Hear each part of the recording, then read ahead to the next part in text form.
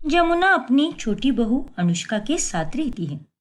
उसकी बड़ी बहू रिधिमा मर चुकी होती है और अब वो अपने बड़े बेटे राघव के लिए दूसरी लड़की ढूंढ रही होती है। ऐसे ही एक रोज, हे भगवान, अरे अनुष्का बहू, तू तो लगभग गंजी हो चुकी है। अरे तूने तो मुझे कहीं भी मुंह दिखाने लायक नहीं छोड़ा। अब मैं भी क्या करूं माँ जी? मैंने कितने सारे डॉक्टरों को दिखाया, अनेक घरेलू उपाय भी किए, लेकिन मेरे बाल झड़ना बंद ही नहीं हो रहे। मुझे भी खुद की शक्ल आईने में देखकर बहुत रोना आता है माँ जी। एक मेरी रिधिमा बहू थी जो कितनी सुंदर थी। उसके बाल, उसकी आंखें, एकदम कोहिनूर थी वो। लेकिन ऊपर वाले ने उसे हमसे छीन लिया। लेकिन एक तू है जो एकदम बदसूरत हो चुकी है। अब मैं अपने राघव के लिए एकदम सुंदर लड़की लाऊंगी और उसकी दूसरी शादी कराऊंगी, और तू अपने ये बाल ठीक कर ले, वरना मैं अपनी अजीत की भी दूसरी शादी करा दूंगी। उतने में वहां पर अनुष्का का पति अजीत आ जाता है। नहीं माँ, अगर आपको दूसरी शादी करानी ही है तो सिर्फ राघव भैया की कराइए, मेरी नहीं। अनुष्का जैसी भी हो, मैं इससे बहुत प्यार करता हूँ, और प्लीज आप इसे बात बात पर ताने मत दिया कीजिए, क्योंकि इसके गंजेपन के पीछे इसका कोई कसूर नहीं है। हाँ हाँ, तू तो अपनी जोरू की गुलामी ही कर। माँ तो गई तेल लेने, है ना? ऐसा नहीं है माँ, जो गलत है सो गलत है। चलता हूँ, दफ्तर के लिए देरी हो रही है। अपना ख्याल रखिएगा।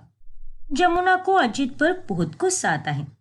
ऐसे ही दिन गुजरते जाते हैं और अब अनुष्का पूरी तरह गंजी हो जाती है, जिस कारण सभी उस पर बहुत हंसते हैं और उसका तिरस्कार भी करते हैं। अरे ओ महारानी, कहाँ चली तू? मेरे साथ आने की कोई जरूरत नहीं है। चलता फिरता सर्कस बन चुकी है तू।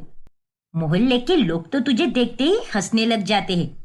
पर माँ जी, चुपचाप घर पर बैठ और मेरे साथ बाहर आने की कोई जरूरत नहीं है। जमुना की यह बातें सुनकर अनुष्का की आंखों में आंसू आ जाते हैं। ऐसे ही समय के साथ साथ अब जमुना अपने बड़े बेटे के लिए दूसरी बहू ढूंढ लेती है, जिसका नाम मीरा होता है।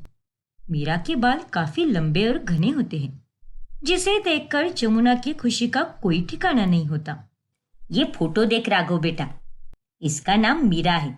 देख कितनी खूबसूरत है ये, और इसके लंबे बाल तो इसकी खूबसूरती में चार चांद लगाते हैं। बिल्कुल रिधिमा बहू की जैसी है ना? बता ना बेटा, शादी करेगा ना इसके साथ? लड़की ने तो हाँ कर दी है, अब तू बता। ठीक है माँ, जैसा आप कहो। रिधिमा की जगह मेरी जिंदगी में कोई नहीं ले सकता, लेकिन हाँ, मैं आपकी खुशी के लिए दूसरी शादी जरूर करूंगा, क्योंकि अगर रिधिमा होती तो वो भी मेरी खुशी ही चाहती। तो फिर ते रहा। अरे ओ उजड़ा चमन, जाकर मीठे मीठे गुलाब जामुन बना। आज तो जमकर मुंह मीठा करेंगे। ठीक है माँ जी। अब राघव और मीरा की शादी हो जाती है और वो दोनों घर के ऊपरी मंजिल पर रहते हैं। वही अजीत, अनुष्का और जमुना का कमरा नीचे होता है। मीरा के घर आते ही सब उसकी तारीफों के पुल बांधने लगते हैं। अरे वाह जमुना बहन, तुम्हारी बड़ी बहू तो एकदम स्वर्ग से उतरी हुई अप्सरा लगती है। क्या काले और घने बाल है उसके! वाह!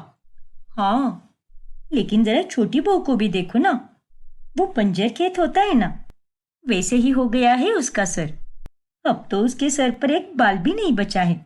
सही कहा तूने। दोनों औरतें अब हंसने लगती हैं और ये सब अनुष्का चुपके से देखती है और उसे बहुत बुरा लगता है। फिर बाद में, अरे माँ जी, आज बाहर से क्या क्या सामान लाना है मुझे बता दीजिए, मैं सब ला कर देती हूँ।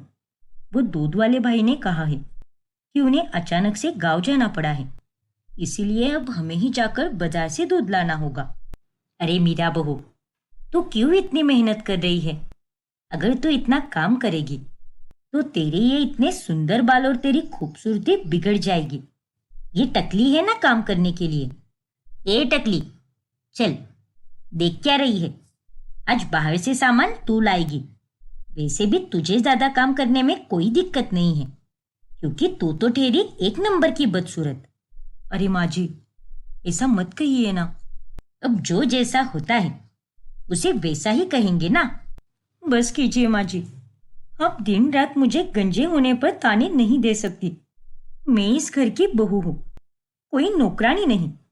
और अगर आपको काम बताना है तो इज्जत से बताइए, वरना मैं आपका कोई काम नहीं करूंगी। अरे ओ गौनकेश, इज्जत उन्हें दी जाती है जो उसके लायक हो। ज्यादा बकवास मत कर मेरे साथ। और अगर इज्जत कमानी है तो जाकर अपने गंजे सर पर बाल उगा। पनौती कही की सारी इज्जत मिट्टी में मिला दी है तूने। अरे वो तो मेरा बेटा है अजित, जो तुझसे प्यार करता है, इसीलिए मैं उसकी खुशी के लिए तुझे बर्दाश्त कर रही हूँ, वरना मैं तो तुझे किसी फुटबॉल की तरह कब का लात मारकर उड़ा देती। जमुना के कड़वे ताने सुन सुनकर अनुष्का और ज्यादा गुस्सा हो जाती है। जो कोई भी आता बस मीरा की ही तारीफ किया करता। ऐसे ही एक रोज, अरे दीदी, आपके बाल कितने लंबे हैं, आप तो इनकी देखरेख बहुत अच्छे से करती होंगी। क्या आप मुझे बता सकती हो क्या कि इन लंबे बालों का क्या राज है? प्लीज मेरे गंजे सिर के लिए कोई उपाय बताओ ना। लेकिन अनुष्का, मैं अपने बालों पर कुछ भी नहीं लगाती। मैं तो वही शैम्पू और तेल इस्तेमाल करती हूँ जो हर महिला करती है। तो फिर आपके बाल सबसे अलग कैसे हैं दीदी? साधारण रूप से तो किसी भी महिला के इतने लंबे बाल नहीं होते जितने कि आपके हैं। अरे नहीं अनुष्का, यही सच्चाई है। मेरे बाल एकदम नेचुरल हैं। वो तो बचपन से ही लंबे हैं और मेरे पास ऐसा कोई भी खास उपाय नहीं है। सॉरी अनुष्का, लेकिन यही सच्चाई है। ठीक है दीदी, मैं अच्छे से जानती हूँ कि ये जानबूझकर मुझे उपाय नहीं बता रही। अरे बताएगी भी क्यों? क्योंकि अगर बता दिया तो मेरे भी बाल उग जाएंगे और फिर इसके साथ साथ मेरी भी तारीफ हो जाएगी। ये भी कोई कम नहीं है। एक रिधिमा दीदी थी जो मेरी बड़ी बहन जैसी थी, और एक ये है चुड़ैल जो मुझे कुछ भी नहीं बताती। अनुष्का अब मीरा से नफरत करने लगती है और दूसरी तरफ मीरा अब अपने लंबे बालों के लिए बहुत प्रसिद्ध हो जाती है। और एक दिन एक बड़ा फोटोग्राफर उसके पास आता है। क्या? मैगजीन में फोटोशूट? हाँ मीरा जी, मैं और मेरी टीम चाहते हैं कि आप हमारी अगली मैगजीन के कवर पेज में रहो। आपके लंबे बालों की कई बातें सुनी है हमने, और उसके लिए हम आपको अच्छे खासे पैसे भी देंगे। अरे वाह माँ जी, क्या करूं? अब आप ही बताइए मुझे। अरे नेकी और पूछ पूछ। जा बहू, कर ले फोटोशूट। जब सब लोग मैगजीन में तेरी फोटो देखेंगे तब सबकी आंखें खुली की खुली रह जाएगी। ये सुनहरा मौका अपने हाथों से जाने मत दे बहू। ठीक है, फिर मैं फोटोशूट करूंगी आपके साथ। Amazing, thank you so much. Meera photoshoot कराती है और इस कारण वो और भी ज्यादा तारीफें बटोरती है। और ये सब देखकर अनुष्का को मीरा से जलन होती है। ये देखो अनुष्का, मेरी फोटो, बताओ ना कैसी है? मेरे पास ढेर सारे काम पड़े हैं और मैं इन सब फालतू के कामों में अपना समय नहीं गवा सकती। अरे पर, लेकिन अनुष्का। अरे जाने दे इस नच्चड़ी को। वैसे भी ऐसे पनौती लोगों को ये सब नहीं दिखाना चाहिए। उनके पास तो एक बाल भी नहीं बचा है, इसलिए ये नालायक तेरे घने बालों पर अपनी बुरी नजर लगा देगी। इसीलिए तू इसे कुछ भी मत दिखा और इससे तो तू बचकर ही रहे। बस कीजिए माँ जी। अरे आप खुद के बाल भी तो देखिए ना, खुद भी उम्र के साथ गंजी होती जा रही है और बस मुझे ही नाम रखती हो आप। इडियट कही की। क्या कहा इसने? कोई अंग्रेजी में गाली दी ना इसने? बता मीरा बहू। अरे नहीं माँ जी। चुप हो जा, तू इसका बचाव मत कर। ए टकली, रुक जा, कहाँ भागती है? फिर रात होने पर अनुष्का ये सारी बातें अजीत को बताती है। देखो अनुष्का, माँ की बातों पर तुम ध्यान ही मत दिया करो। पहले भी मैंने उन्हें 1000 बार कहा है कि तुम्हारे गंजे पर तुम्हें ताने ना दे, लेकिन फिर भी वो बाज नहीं आती। अब क्या कर सकते हैं, उनकी भी उम्र हो चली है। अरे बुजुर्ग है इसीलिए मैं चुप रहती हूँ, वरना मुझे भी आता है अच्छे से जवाब देना। देखो अनुष्का, कोई तुमसे प्यार करे या ना करे, लेकिन मैं तो करता हूं ना, और हमेशा करता रहूंगा। तो फिर तुम इतनी परेशान क्यों होती हो? आई लव यू मेरी खूबसूरत बीवी। Love you too Ajit. अगर तुम ना होते तो मैं टूट ही जाती। अजित और अनुष्का गले लगाकर एक दूसरे को सांत्वना देते हैं। वहीं दूसरी तरफ राघव मीरा के लिए एक नई साड़ी और गजरा लेकर आता है।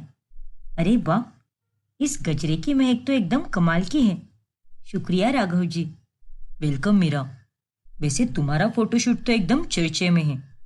आज दफ्तर में भी सब तुम्हारे बारे में बहुत अच्छी बातें कर रहे थे। बहुत खूब मीरा। Thank you.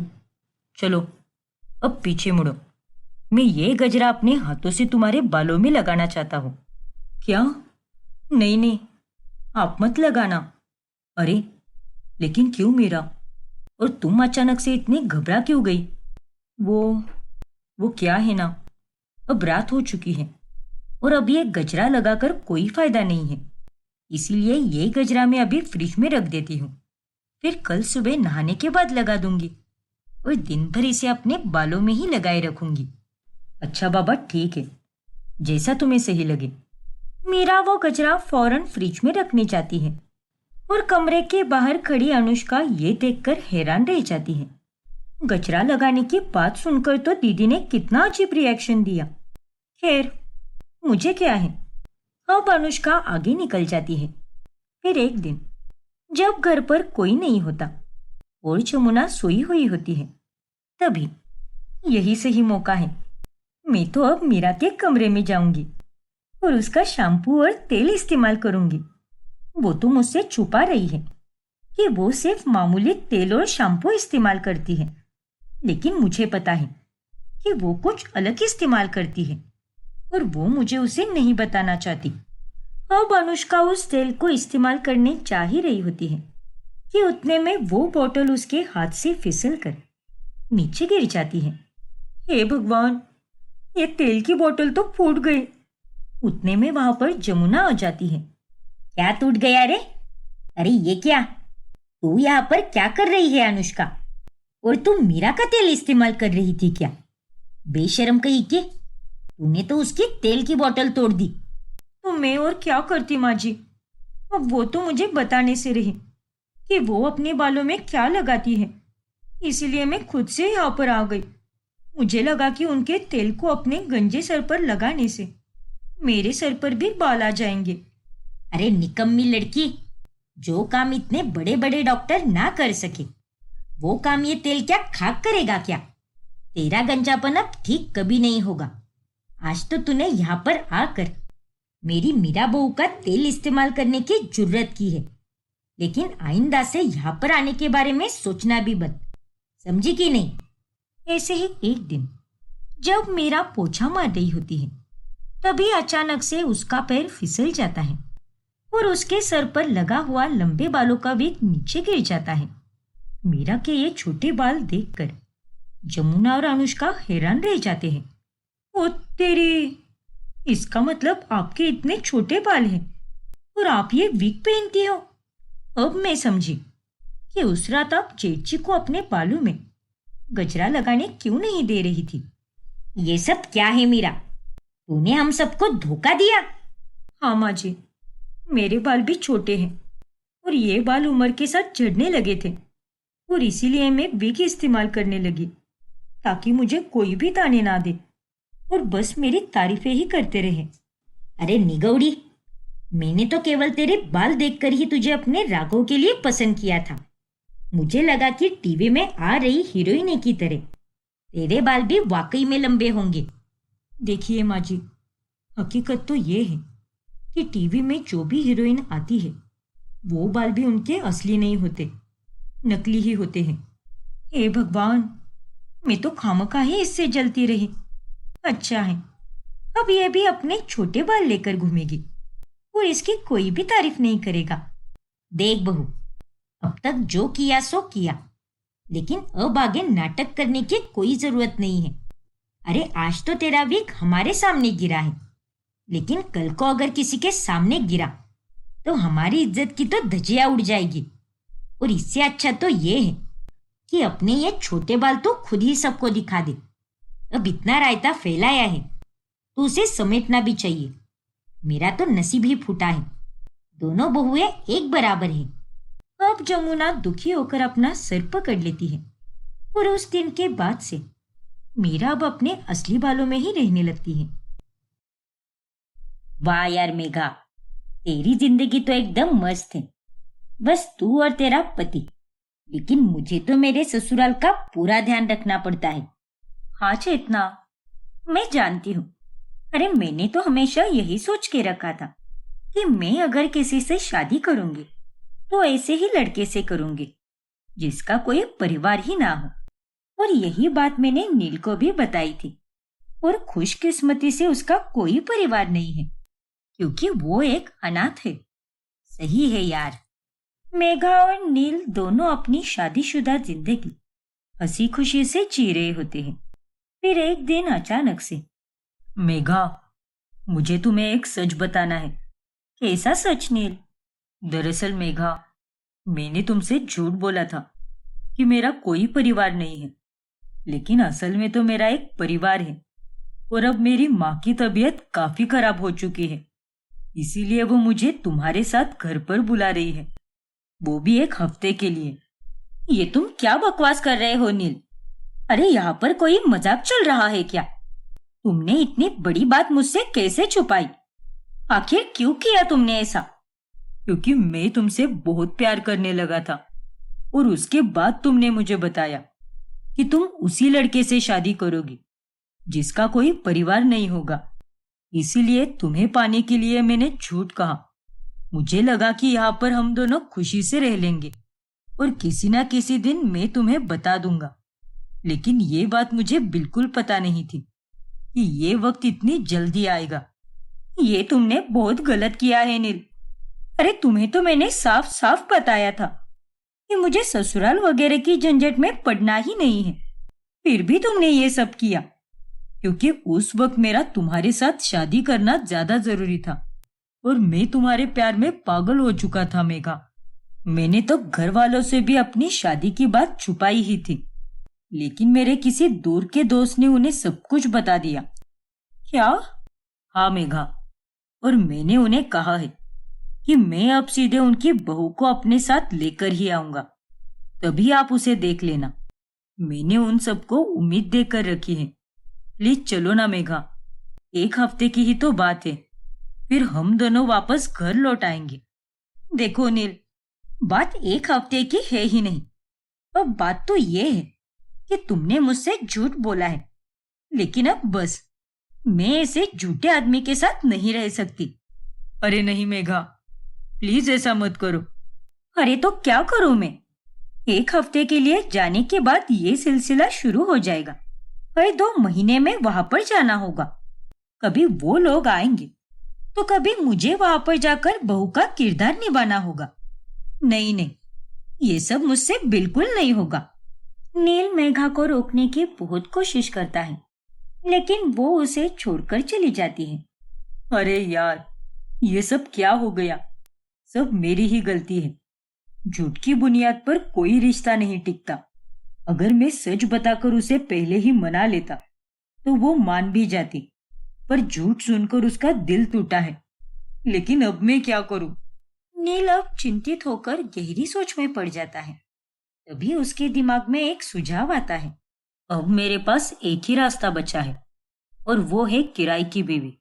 हाँ, मुझे घर में किराए की बीवी ही लेकर जानी होगी। वैसे भी घर वालों ने मेरी बीवी का फोटो देखा नहीं है, और अगर मैं अकेला गया तो मेरे घर वाले 100 सवाल पूछेंगे, और ऊपर से माँ भी बीमार है, और इस हालत में मुझे उन्हें और चिंता नहीं देनी है। इसीलिए मुझे ये नाटक करना ही होगा। फिर नील को एक रुबीना नाम की लड़की मिलती है और वो उसे सब बता देता है। ठीक है नील, मैं एकदम अच्छे से नाटक करूंगी, तुम फिक्र मत करना। हाँ, और याद रहे, मैंने तुम्हें मेरे परिवार के बारे में सब बता दिया है कि कौन कैसा है, और हमारे बारे में भी। हमारी मुलाकात कैसे हुई थी, कब हुई थी, शादी को 1 महीना बीत चुका है। ये सब बातें ध्यान में रखना। हाँ नील, मैं समझ गई। फिर नील रूबीना के साथ अपने घर चला जाता है, जहाँ सभी रूबीना को देखकर बहुत खुश हो जाते हैं और वो लोग उसका प्यार से स्वागत भी करते हैं। रूबीना भी नील की माँ विनीता का बहुत अच्छे से ख्याल रखती है। नील बेटा, मुझे जैसी लड़की चाहिए थी तूने ठीक वैसी ही लड़की लाई है। बहुत बढ़िया बेटा, गुण, संस्कार, तन और मन हर तरह से ये एकदम सुंदर है बेटा। आपका बहुत बहुत शुक्रिया माँ जी। ये लीजिए, अब आपकी दवाई का समय हो चुका है, इसीलिए खिचड़ी खाकर दवाई लीजिए। नील ने मुझे पहले ही बताया था कि आपको यह सादी दाल खिचड़ी कितनी पसंद है। हाँ बहू, धन्यवाद। रूबीना अगले 2 दिन में ही नील के घर वालों के दिलों में अपनी जगह बना लेती है। हे भगवान, अब मैं क्या करूं? कल मुझे कॉलेज में यह प्रोजेक्ट देना है और अब तो मेरे पास बस एक रात ही है। कैसे करूंगी मैं सब कुछ? मैं मदद कर दूं साक्षी? अरे मेघा भाभी आप? मेघा नहीं रूबीना। क्या? लेकिन भाभी, आपका नाम तो मेघा है ना? अरे रे, हे भगवान, ये तू क्या कर रही है रूबीना? भूल मत, तुझे एक नाटक करना है। तू तो सच में इस घर की बहू बनती जा रही है।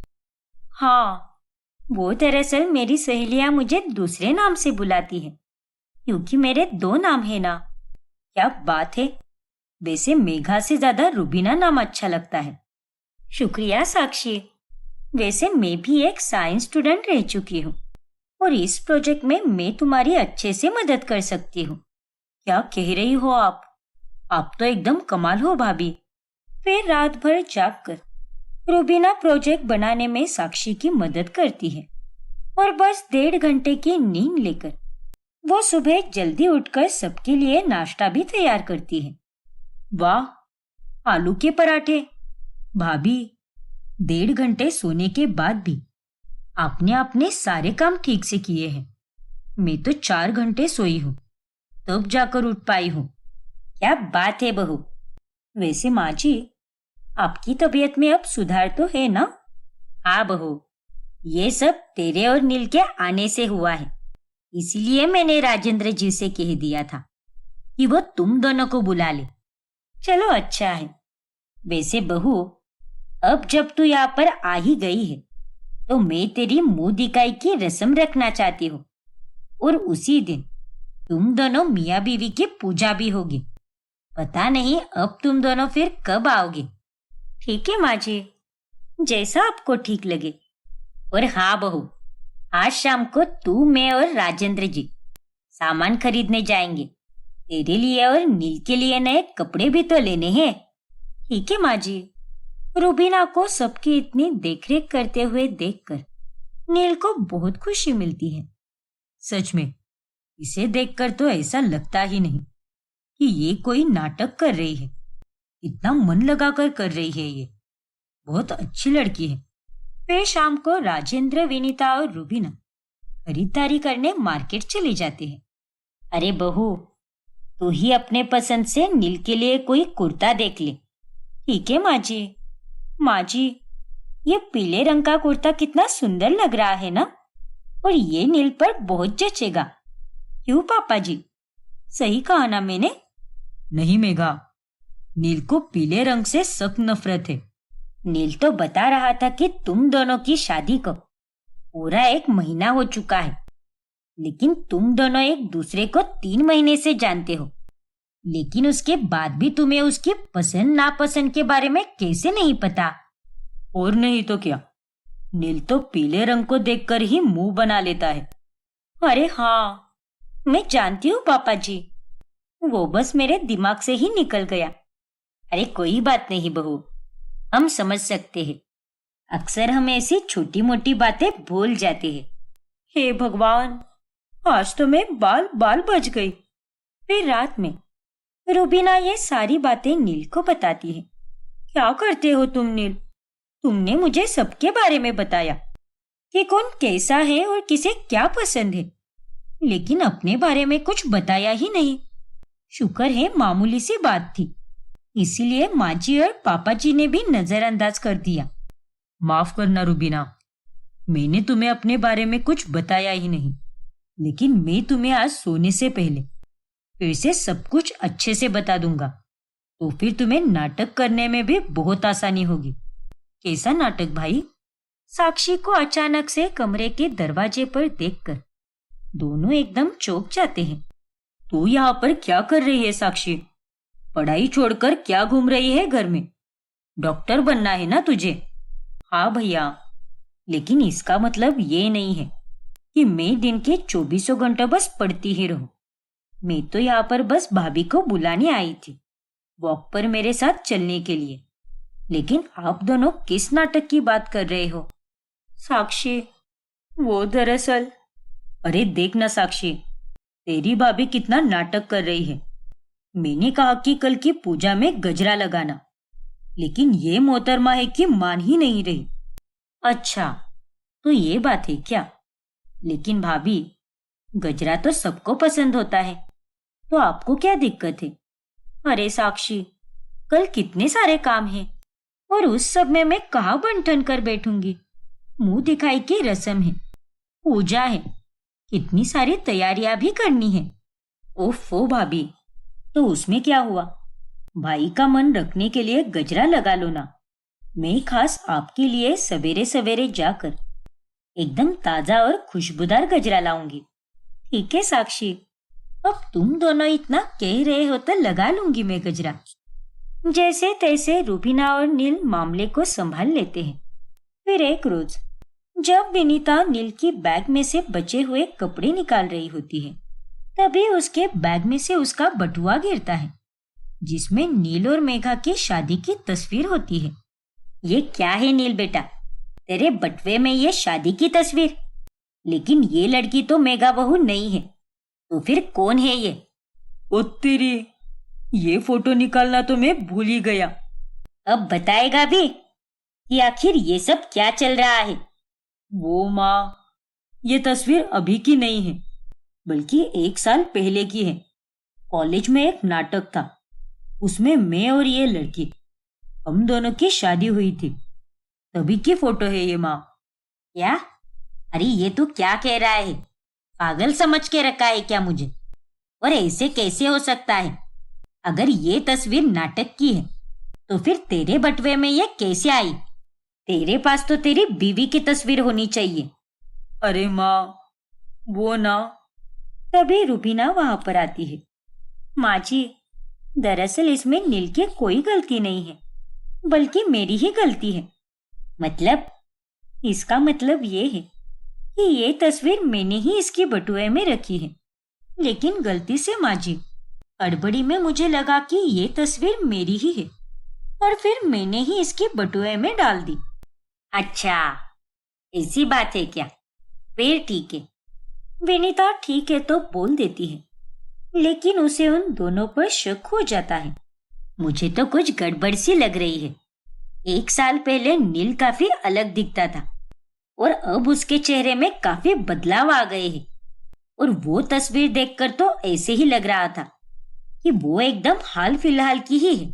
बहू का वो कारण देना भी मुझे कुछ ठीक नहीं लगा। अरे हड़बड़ी में ऐसे गलत तस्वीर कौन रखता है? तुम्हारे दिमाग के घोड़े कुछ ज्यादा ही दौड़ रहे हैं विनीता। जरा उन घोड़ों को अस्तंबल में जाकर आराम करने दो और तुम भी जाकर आराम करो। वही दूसरी तरफ, घबराओ मत नील, जरूरी नहीं कि सब कुछ ठीक हो। थोड़ी बहुत मुश्किलें आती ही रहेगी, लेकिन बस हमें जितना हो सकता है उतना सच्चा बनना है, ताकि हमारा ये नाटक बरकरार रहे। हाँ रूबीना, तुम सही कह रहे हो। इधर विनीता को उस बारे में सोचकर नींद ही नहीं आती और वो वापस से रूबीना के पास बातें करने जाती है। तभी वो रूबीना और नील की बातें सुन लेती है। कल हम दोनों यहाँ से चले जाएंगे और हमारा नाटक भी खत्म हो जाएगा और मैं तुम्हें पिछले 7 दिनों के नाटक के पैसे कल ही दे दूंगा। ठीक है नील? क्या? इसका मतलब मेरा शक सही था। तुम दोनों की शादी में कुछ तो गड़बड़ थी और वो ये गड़बड़ है। तूने इतना बड़ा नाटक कैसे किया नील? तभी राजेंद्र भी वहां पर आता है और अब नील और रूबीना के होश उड़ जाते हैं। माफ कर दो माँ, लेकिन मुझे कुछ समझ में ही नहीं आ रहा था। ऊपर से मैंने आपको वादा किया था कि मैं अपनी बीवी मेघा को लेकर आऊंगा, लेकिन यहाँ आने से पहले ही वो मुझे छोड़कर चली गई। इसीलिए मुझे रुबीना को किराए की बीवी बनाकर लाना पड़ा। हाँ माँ जी, नील को लगा कि आप मेघा के जाने की खबर सुनकर और बीमार हो जाओगी, इसीलिए उसने ये नाटक रचाया। देखो बेटा, तुम्हारे साथ जो हुआ है वो सही नहीं है, लेकिन तुम्हें पहले से ही मेघा को सच बता देना चाहिए था कि तुम एक परिवार वाले लड़के हो। हाँ बेटा, मेघा भी रुक जाती, लेकिन झूठ पता चलने पर मन को बहुत ठेस पहुंचती है, जैसे हमें आज पहुंची है। माफ कर दो ना माँ पापा, मैं जानता हूँ कि मुझसे बहुत बड़ी गलती हुई है, लेकिन मैं और करता भी क्या। खैर, कल मैं और रुबीना यहाँ से चले जाएंगे। और रुबीना, तुमने मेरे अपनों के लिए बहुत किया है और इस एक हफ्ते में हम दोनों भी काफी करीब आ गए हैं, लेकिन मैं तुम्हें नहीं रोकूंगा। नहीं नील, अब मुझे यहाँ से कहीं नहीं जाना है, क्योंकि मैं यहीं रहना चाहती हूँ। क्या? हाँ नील, क्योंकि इस एक हफ्ते में मुझे कभी लगा ही नहीं कि मैं ये नाटक कर रही हूँ। मुझे भी तुमसे और तुम्हारे परिवार से लगाव हो गया है। माँ जी, पापा जी, मैं सच में आपकी बहू और नील की बीवी बनना चाहती हूँ। मुझे भी माफ कर दीजिए, क्योंकि मैंने भी आपके दिल को ठेस पहुंचाई है। अरे तू माफी मत मांग बेटी, और सच कहूँ तो जो हुआ अच्छा ही हुआ। जो वो मेघा जैसी लड़की इसे छोड़कर चली गई, उस लड़की को परिवार का महत्व नहीं पता है, लेकिन एक हफ्ते में नाटक करते करते तुमने हम सबका दिल जीत लिया। फिर अंत में विनीता और राजेंद्र उन दोनों को माफ कर देते हैं। नील भी रुबीना के फैसले से सहमत होता है और अंत में उन दोनों की शादी हो जाती है। गर्मी के दिन शुरू हो जाते हैं और ऐसे में रीना की सास कम्मो उसे कहती है, हाय हाय, अरे बहू, इस गर्मी में तो मेरे बुरे हाल होते जा रहे हैं। अरे इतनी ज्यादा गर्मी बढ़ गई है कि सारे कूलर, पंखे और एसी में भी वो ठंडक नहीं मिल रही। हाँ माँ जी, मुझे भी रसोई में खाना बनाने में बहुत तकलीफ हो रही है, और तो और खाना तो गले के नीचे भी नहीं उतर रहा। सच कहा बहू तूने। अरे मुझे तो ठंडी ठंडी आइसक्रीम खाने का बहुत मन कर रहा है। ऐसी बात है क्या? ठीक है माँ जी, तो मैं आपके लिए आइसक्रीम लेकर आती हूँ। बताइए मुझे, आपके लिए कौन सी फ्लेवर की आइसक्रीम लाऊं? अरे नहीं नहीं बहू, मैं बाहर की आइसक्रीम नहीं खाती। अरे आइसक्रीम ही क्या, मैं तो बाहर के कोई भी पदार्थ नहीं खाती।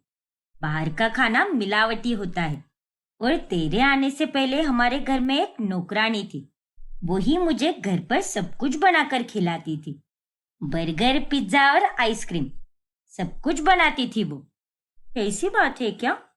पर माँ जी, मुझे तो बेसिक सा ही खाना बनाना आता है, ये बाकी के पदार्थ बिल्कुल भी नहीं आते, और आइसक्रीम तो कतई नहीं। कोई बात नहीं बहू, तो आइसक्रीम बनाना सीख लेना फिर। आजकल इंटरनेट पर सब कुछ मौजूद है। अगर तो यूट्यूब के 4 से 5 वीडियो भी उठाकर देखेगी ना, तो तू भी सीख जाएगी। अरे हाँ, ये बात तो मेरे दिमाग में आई ही नहीं। तो तय रहा माँ जी, अब मैं इंटरनेट से ही देखकर आइसक्रीम बनाना सीखूंगी। और फ्री टाइम मिलने पर रीना यूट्यूब पर वीडियोस देखकर आइसक्रीम बनाना सीख जाती है, और अगले 4 से 5 दिनों में ही वो अलग अलग फ्लेवर्स के आइसक्रीम भी बनाती है। चलिए बताइए माँ जी, आपको कौन से फ्लेवर की आइसक्रीम पसंद है? आज मैं आपके लिए वही आइसक्रीम बनाऊंगी। मुझे तो सबसे ज्यादा वैनिला फ्लेवर वाली आइसक्रीम पसंद है, उसकी तो बात ही कुछ और है। ठीक है माँ जी, तो अब मैं आपके लिए वैनिला आइसक्रीम बनाती हूँ। फिर रीना बड़े ही प्यार से सबके लिए वैनिला आइसक्रीम बनाती है, और रात में जब खाना खाने के बाद सब उसके हाथ की बनी आइसक्रीम चखते हैं, तभी वो सबको बहुत पसंद आती है। शाबाश बहू, सिर्फ 4 से 5 दिन में सीखने के बाद भी तूने कितनी अच्छी आइसक्रीम बनाई है। हाँ रीना बहू, बहुत ही टेस्टी है आइसक्रीम, सच में रीना। अरे इसे खाकर तो मजा ही आ गया। अरे तुम्हारे हाथों से बनी हुई ये आइसक्रीम तो बाहर के आइसक्रीम से भी ज्यादा टेस्टी बनी है। Thank you so much. आप सबको मेरी आइसक्रीम पसंद आई, ये देखकर मुझे भी बहुत खुशी हो रही है। फिर अगले दिन नील और चंपक बाजार में आम और बाकी के फल खरीदने जाते हैं और रीना से कहते हैं, अरे रीना, इन आम का अमरस तो बनाना ही है, लेकिन थोड़े बहुत आम आइसक्रीम के लिए भी बचा कर रखना। मैं उसे चखना चाहता हूँ। मैंगो आइसक्रीम खाने की मुझे बहुत क्रेविंग हो रही है यार। ठीक है नील, मैं बना दूंगी। और हाँ बहू, ये स्ट्रॉबेरी भी लाई है मैंने। मुझे आम से ज्यादा स्ट्रॉबेरी बहुत पसंद है, तो तुम हो सके तो स्ट्रॉबेरी की भी आइसक्रीम बना देना। बना लोगी ना? क्यों नहीं पापा जी, जरूर बनाऊंगी। ठीक है बहू, शुक्रिया। फिर रीना आम और स्ट्रॉबेरी की आइसक्रीम बनाती है और वो भी घर वालों को बहुत अच्छी लगती है। ऐसे ही एक दिन जब रीना की सहेली अमृता घर आती है, तभी रीना उसे अपनी आइसक्रीम चखाती है और उसे चखकर अमृता को भी वो आइसक्रीम बहुत पसंद आती है। वाह यार रीना, मुझे तो विश्वास ही नहीं हो रहा कि ये दोनों आइसक्रीम तूने बनाई है। तू तो एकदम प्रोफेशनल आइसक्रीम बनाने वाली बन गई। थैंक्स अमृता, ये सब मैंने केवल 5 दिनों में ही सीखा है। क्या बात कर रही है तू? अमेजिंग यार। मैं तो कहती हूँ कि तुझे तो अपनी आइसक्रीम बनाने के वीडियोस इंस्टाग्राम पर पोस्ट करनी चाहिए। रील्स के जरिए तेरे वीडियो तो काफी फेमस हो सकते हैं। वैसे भी गर्मी का मौसम चल रहा है और ऐसे में आइसक्रीम के वीडियोस तो सभी लोग बड़ी खुशी से देखते हैं। अरे हाँ अमृता, ये ख्याल तो मेरे दिमाग में आया ही नहीं। अब मैं इंस्टाग्राम पर एक पेज बनाऊंगी जहां पर मैं अपने आइसक्रीम की वीडियोस पोस्ट करूंगी। अब तक तो मैं लगभग हर प्रकार की आइसक्रीम बनाना जान चुकी हूँ। हाँ Reena, best of luck. Amrita की बात सुनकर अब रीना अपना इंस्टाग्राम पर पेज खोलती है जहां पर वो आइसक्रीम के वीडियोस पोस्ट करने लगती है और चंद ही दिनों में उसके वीडियोस काफी मशहूर हो जाते हैं और लोग उसके वीडियोस पर ढेरों लाइक्स और कमेंट करने लगते हैं। ये सब देखकर रीना और उसके ससुराल वाले बहुत खुश हो जाते हैं। अरे रीना बहू, वो पड़ोस का हंसमुख मिला था और वो मुझे बता रहा था कि तुम्हारी बहू तो काफी फेमस हो चुकी है और उसके आइसक्रीम के वीडियो तो काफी वायरल भी हो चुके हैं। बधाई हो बहू। धन्यवाद पापा जी। और हाँ रीना, आज तो ऑफिस में सब मुझे सेलिब्रिटी का पति कहकर पुकार रहे थे। अरे तुम्हारे आइसक्रीम के वीडियो तो रातों रात मिलियन में जा रहे हैं और ये बहुत बड़ी अचीवमेंट है। कॉन्ग्रेचुलेशंस यार। और ये सब देखकर तो मुझे मेरी बहू पर बहुत गर्व हो रहा है। अब तो मैं मेरी सारी सहेलियों से अपनी बहू की तारीफ करूंगी और उन्हें खूब जलाऊंगी। आप तीनों का बहुत बहुत शुक्रिया। ये सब आप लोगों के साथ के कारण ही मुमकिन हुआ है, वरना मैं अकेली ये सब कहाँ कर पाती। अब ऐसे ही रीना का हर अगला वीडियो हिट होता जाता है। करीब करीब सारे फ्लेवर्स की आइसक्रीम तो मैंने बना दी है। अब मुझे कुछ नया एक्सपेरिमेंट करना चाहिए। ऐसी कोई आइसक्रीम बनानी चाहिए जो किसी ने ना खाई हो। लेकिन क्या क्या बना सकती हूँ मैं? रीना अब गहरी सोच में पड़ जाती है। तभी रील्स को स्क्रॉल करते करते उसे पानी पूरी और चाट की वीडियो दिखाई पड़ती है और तभी उसे एक आइडिया आता है। अरे हाँ, क्यों ना मैं पानी पूरी और चाट वाली आइसक्रीम बनाऊं। पानी पूरी तो सबकी फेवरेट होती है। हाँ, यही सही रहेगा। अब मैं जल्दी से सारी तैयारी कर देती हूँ। फिर रीना काफी अनोखे अंदाज में पानी पूरी और चाट वाली आइसक्रीम बनाती है और उसका वीडियो भी रातों रात काफी वायरल हो जाता है और घर वालों को भी ये वाली आइसक्रीम बहुत पसंद आती है। क्या बात है बहू, क्या अनोखी और अतरंगी आइसक्रीम बनाई है तूने। भाई वाह, मजा ही आ गया आज तो। सच में बहू, आज तो तूने कमाल ही कर दिया। सीरियसली रीना, अरे मैंने तो कभी सोचा भी नहीं था कि पानी पूरी की भी कभी आइसक्रीम बन सकती है। वाकई में क्या दिमाग लगाया है तुमने। Hats off to you. चलो अच्छा है कि आप सबको मेरा यह एक्सपेरिमेंट अच्छा लगा। इंटरनेट पे भी मुझे लोगों का बहुत अच्छा रिस्पांस मिल रहा है। अरे मिलेगा भी क्यों नहीं। ये पानी पूरी की आइसक्रीम तो वाकई में बहुत अच्छी बनी है। उसका यह पहला एक्सपेरिमेंट सफल होने के बाद अब रीना और भी नए नए एक्सपेरिमेंट करने लगती है और अब तो वो टमाटर की आइसक्रीम बनाती है। लेकिन उसके घर वालों को टमाटर की आइसक्रीम बिल्कुल पसंद नहीं आती। बताइए ना माँ जी, कैसी बनी है आइसक्रीम? अच्छी है ना? नहीं बहू, ये वाली आइसक्रीम इतनी भी अच्छी नहीं बनी है। बुरा मत मानना, लेकिन मुझे ये इतनी कुछ खास पसंद नहीं आई। ठीक है माँ जी, कोई बात नहीं। ये सुनकर रीना को थोड़ा बुरा लगता है। क्या सच में मेरी टमाटर की आइसक्रीम अच्छी नहीं बनी है? लेकिन इसके व्यूज तो काफी अच्छे आए हैं। तभी वहां पर पड़ोसन आती है। अरे रीना, मैं तुम्हारे आइसक्रीम वाले इंस्टा पेज को रोज फॉलो करती हूँ। मुझे तो तुम्हारी सारी आइसक्रीम पसंद आती है और अब तो मैं उन्हें घर पर भी बनाकर देखूंगी। थैंक्स निमृत। पड़ोसन निमृत की बात सुनकर रीना को अब थोड़ा अच्छा लगता है। ये माची बिना कुछ भी बोलती है। मुझे तो ऐसा लग रहा है कि माँ जी को मुझसे जलन होने लगी है। मेरी इतनी तरक्की होते हुए देखकर शायद उन्हें सहा नहीं जा रहा। इसलिए आज उन्होंने मेरी आइसक्रीम की तारीफ ही नहीं की और उसे बुरा बता दिया। खैर, उनकी बुराई से मैं हार नहीं मानने वाली। मैं अब और भी नई नई और अतरंगी आइसक्रीम बनाऊंगी और खूब आगे जाऊंगी।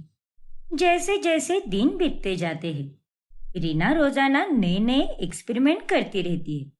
फिर कुछ दिनों बाद उसके दिमाग में एक ख्याल आता है कि उसे एक आइसक्रीम का स्टॉल खोलना चाहिए। और फिर ये बात वो अपने ससुराल वालों को बताती है। Ice cream stall? हाँ माँ जी, मैंने सोच लिया है कि मैं अपने मोहल्ले में एक आइसक्रीम का स्टॉल लगाऊंगी जहां पर मैं भिन्न भिन्न प्रकार की आइसक्रीम बनाऊंगी। तो वही लोग मेरी स्टॉल की आइसक्रीम खाने जरूर आएंगे। सुझाव तो बहुत ही बढ़िया है बहू। हाँ रीना, ये आइडिया तो मुझे भी बहुत अच्छा लगा। और अगर तुम्हारी यही इच्छा है तो लगा दो स्टॉल, हमें कोई एतराज नहीं। हाँ बहू, मुझे भी कोई एतराज नहीं है, क्योंकि तू घर के सारे काम अच्छे से करती है और उसके बाद ही आइसक्रीम बनाती है, तो मुझे तो किसी बात की फिक्र करने की कोई जरूरत नहीं है। हाँ माँ जी, मैं घर के सारे काम होने के बाद ही स्टॉल लगाऊंगी। आपको शिकायत का एक मौका भी नहीं दूंगी। फिर रीना अपने मोहल्ले में ही आइसक्रीम का स्टॉल लगाती है, जहां पर वो यूनिक फ्लेवर वाले आइसक्रीम बेचती है। उसके स्टॉल पर लेज और कुरकुरे के साथ साथ पाव भाजी की आइसक्रीम भी बेचती है। और ये सारी आइसक्रीम देखकर ग्राहक बहुत चकित रह जाते हैं। अरे बाप रे, पाव भाजी की आइसक्रीम! ये कैसी आइसक्रीम है भाई? इसकी भी आइसक्रीम बनती है क्या? वही तो। अरे ये तो लेज और कुरकुरे के भी आइसक्रीम बेचती है। इतनी अजीब आइसक्रीम असल में टेस्ट कैसे करती होगी? इसके वीडियोस देखकर तो बड़ा मजा आता है, लेकिन इन अजीबोगरीब वाले आइसक्रीम फ्लेवर देखकर मुझे तो कुछ समझ नहीं आ रहा कि इसे खाऊं या ना खाऊं। अरे भाई साहब, आप तो ऐसा सोच रहे हो जैसे कि आप सुनार की दुकान में जेवर खरीद रहे हो।